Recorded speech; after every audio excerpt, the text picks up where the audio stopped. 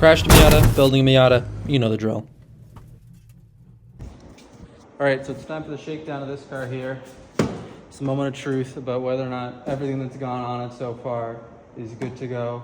We know the car will start. It's idling a little rough, but that's inconsequential to what we're testing here on track. That's something we're going to start working on again, trying to fix after we've exhausted quite a few options, so it's not necessarily a straightforward fix. At least it doesn't appear so at the time. So we'll see about that, but I'm going to be shaking it down. Really excited to see this car move for the first time. I was going to do a little drive around the paddock first, but there was a lot of things going on with the car that I was still working on up until the last minute, so taking it out on track is the first time I'm going to experience this thing moving. So quite excited for that. There is still no hardtop on and still no windshield, so it's going to be quite an interesting experience. Driving an open wheel Miata, that's going to be pretty weird, but should be pretty fun. Okay, so it's shakedown time. Finally got this car put together and in a state that it can run. We can fully test out every aspect of this. I'm missing a couple things, as you might be able to see, a windshield and a roof. So still need to put those into place, but every other mechanical element that's actually important to test for on-track safety, those have already all been put in place, and so we're good to do the shakedown on that. And as long as we get the all clear following this car is good to finish buttoning up. It's good to do its first proper event day this weekend, so that'll be pretty exciting. It's been a lot of work to get the car to this point, so I'm very excited to get it out on track. Right now we're kind of struggling with an idle issue that we're working our way through, but it's not going to impact running this car at speed, so that won't make really a difference for us here today. So I'm not going to be going full out on the track when we get out there. There isn't a setup on this thing, so it probably won't handle particularly well. I just kind of eyeballed the front wheels and pointed them as straight as possible so that hopefully the steering wheel's not crooked, but realistically what I'm trying to get out there is I'm going to go through all the gears, make sure all of that works.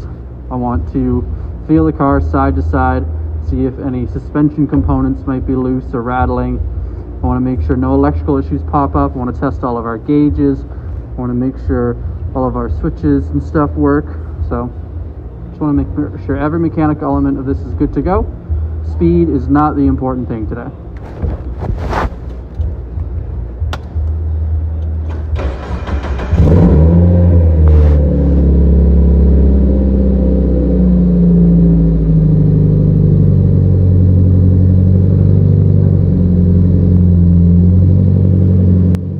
So pulling out here now to get ready to do our shakedown. You heard a bit of my plan before about what my hopes are for doing the shakedown on track. Speed is definitely not a factor at all with doing the shakedown. It doesn't matter how fast this car is or what kind of lap times I can do at the moment, especially because there is no setup on it. So even if everything mechanically and electrically is perfect, the car's probably still not going to feel great, because when you'll find out next episode, when I'm doing the setup, the fronts were towed out like 20 mil, which is a lot. We want them at like 1 mil out normally. So car wasn't feeling great to begin with. But right now I'm just driving up and down the paddock, doing a little bit of side to side, trying to get a feel of the steering, and I'm already noticing an issue. There's a pretty big dead zone and a lot of play in the center of the wheel, and I'm not getting very good turning radius. I think when you come up here, for me to do this 180 turn back around, I have to cross my hands over a bit and keep yanking on the steering wheel. That's not normal. I've done quite a few passes up and down this paddock just trying to get a feel of a car that we can't take out on track, and normally pulling that 180 is quite easy, especially for when you're on track. When you're racing, you never want to be crossing your hands over. You want to be able to do all of your turning with your hands at the side of the steering wheel, never having to move them. It's the most stable position, and it gives you the best turning radius and the best angle from where you're sitting. But for that steering issue, I already knew that was going to be a problem, so that was something immediately I was going to have to address after the fact. Basically what I was feeling was that I wasn't really getting any turning out of it, and it was taking a lot of angle before the car would actually move side to side. Felt super loose. You can see here me wiggling it a bit. Other than that, so far the car was actually feeling pretty good. Mechanically, it was doing all right. I think I only got it up to third, going up and down the paddock there a bit. So I still had a couple more gears to row through to get a full feel of the gearbox. I already know first works, already know reverse works. Second and third are so far feeling good, but when I get out on the track, I want to go through as much of the rev range as I possibly can. Fifth is going to be pretty difficult around this track. You pretty much top out. And fourth going into turn 5 and 6, so you can't really get much more out of it.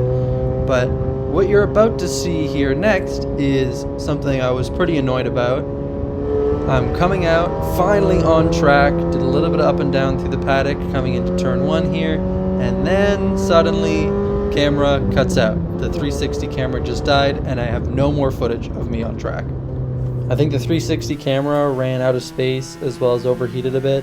It's kind of an issue that happens a lot with these cameras. So instead of watching me shake down this car on track, I'm going to talk a little bit more about what that experience was like, while you can take a look at the onboard from one of our team drivers, Leon LeBlanc, who's going to be driving this car this year. He is in the car that I was shaking down, but fully complete. He was driving it during the test and tune later the week after I'd done the shakedown and finished up the car, and it drove great. Leon's going to be driving this car all season in the Miata Challenge series, so keep an eye out for him. I'll throw his socials up on here. He makes some cool content about his driving and the stuff he's doing with the team. So shout out to this guy. He'll be taking good care of the car we just all built together. But as far as the shakedown went, everything else was pretty good.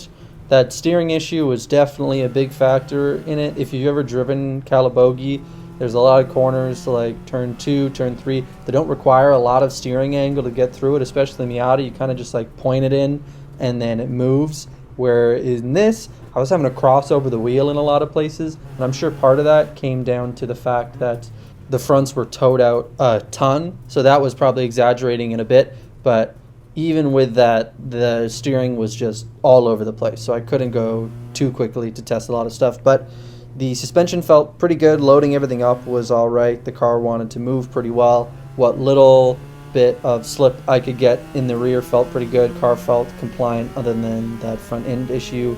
I was able to get through all of the gears, and everything went through the revs really, really nicely. Engine seems to be in great shape, so really happy with all that. The rest of the shakedown wasn't too busy, wasn't too complicated. We had a couple other cars out there. We were all just running in line for about 5 laps. Car felt great, so I pulled it back in because I really just wanted to sort out that steering issue. Everything else felt really, really good, but that is definitely one issue we cannot ignore, so I wanted to jump right into it. Okay, so I've pulled the steering rack, and we've inspected it, determined that this, in fact, is the culprit. See how much slack there is in that? You can feel a little play when you mess with that, whereas this, much stiffer. This one here, much stiffer, 0 play. So that one should do us much, much better. But steering rack is on the bench here. I'll reassemble the inner tie rod, mount this outer tie rod on it, put it back together, throw it back in the car. And hopefully that's that issue sorted. Okay, so steering rack and tie rods are back on this car. Turns out that it wasn't just one issue. When we pulled it off, I showed you that the outer tie rod here was loose, so we swapped that out. There was still noise. Turns out the wheel hub was loose. Tighten that down, still noise. Turns out the rack itself was no good. Still haven't figured out exactly what the issue is with that, but there's some play in it, and it's just clunking back and forth, a little bit loose. So decided to just swap out the whole thing, and now new inner tie rod, new steering rack, tighten down the wheel hub. This is now good to go, no longer making noise. That's looking good. One item off the checklist. So that's where we're going to wrap up this episode. Just a quick short one going over the shakedown of the car. Next time, I'm going to be doing the final setup of the car, which is the true finishing touch to mean that this build is completely done. It's been a pretty interesting journey. I've had a lot of fun along the way, so look out for that final episode.